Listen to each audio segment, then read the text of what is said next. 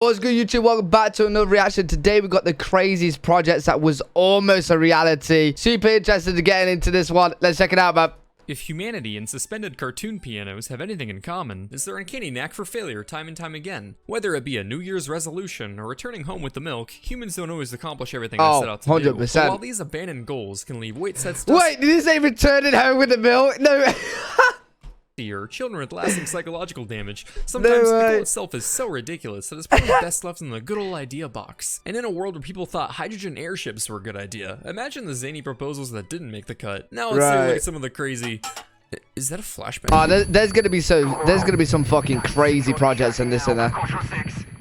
Oh my god, I want to play Control now. It's gone. Mother, they must have tracked our location. Timmy, what are you doing on your phone? I'm just browsing iFunny. Okay, we need to talk about that later, but you're on public Wi-Fi. You should be using NordVPN to hide your location. God, that must be why they found us. Who's they? Country's Nord. Timmy. Right. Use it, Brits. How many miles is it to the Royal Palace? Actually, it's kilometers. You mean kilometers, right? Civilized people use kilometers. What the fuck is This is my first time watching a Blue Jay video, and it does look interesting, but what the fuck is going on right now? What's all this? There, go Timmy. Anyway, NordVPN is a fantastic service that protects your personal information. Thank you, Nord. Some bonkers canceled projects. Right, okay. We're done with the adverts, I think.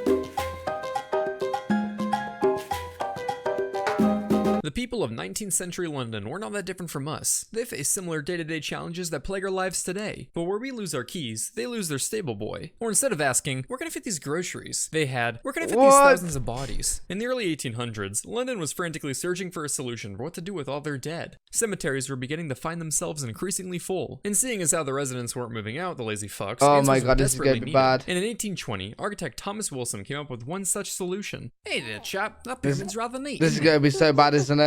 You know what would make it better?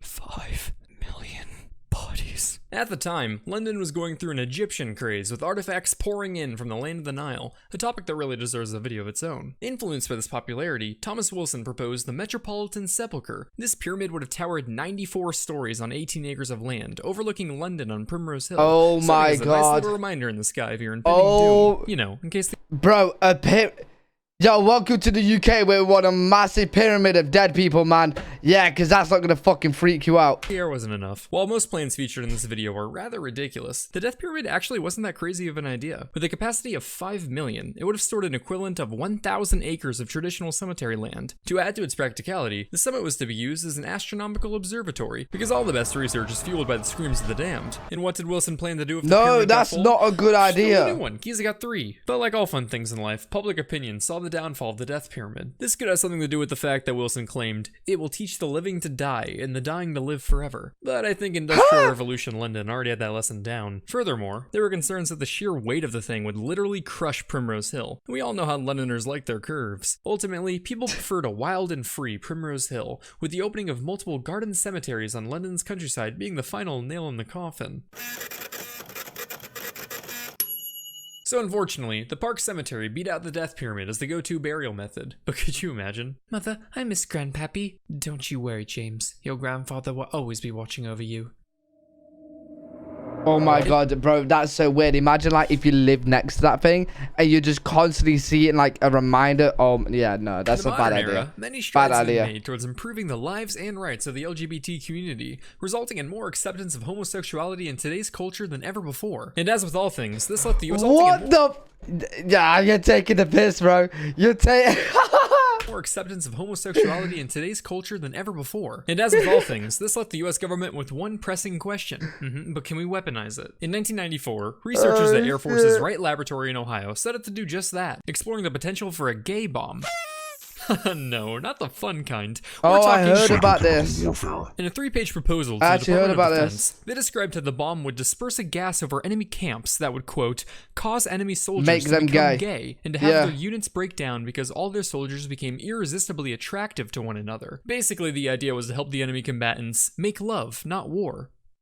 so we can make war. The document acknowledged that no such chemical existed at that point, but promised further research into the little explored world of pheromones and aphrodisiacs should their $7.5 million proposal get approved. The basis for the idea seems to have originated from how copulants were marketed as aphrodisiacs in perfumes and colognes since the 70s. But that remains more in the realm of pseudoscience, seeing as how the claim was based on just some observations of monkey behavior, not quite the definition of a serious or controlled scientific study. Regardless, the proposal made its way to the Pentagon, and I like to imagine it went a little something like this. Okay, Corporal, what do you got for me? Proposal for a new nuclear warhead that maximizes radiation damage to farmland. About time, push it forward. The army wants to weaponize honeybees in Iraq, so they... Yeah, sure, fine. Wright Laboratory gave us this proposal for a gay bomb that... Corporal, are you mad?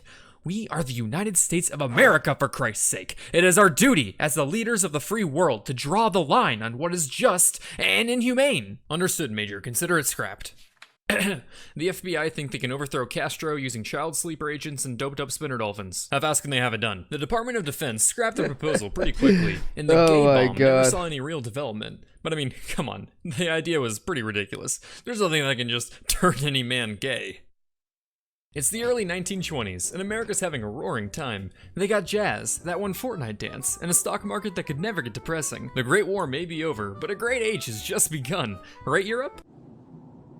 Oh right, the war happened here. Spare any change? Ew. Unlike the US, the years immediately following World War I didn't prove fruitful for much of Europe. The continent was experiencing a sharp rise in unemployment, overpopulation, and a looming energy crisis. Noting these issues, German architect Hermann Zorgel sought to kill multiple government drones with one stone, using his continent-uniting project, Atlantropa.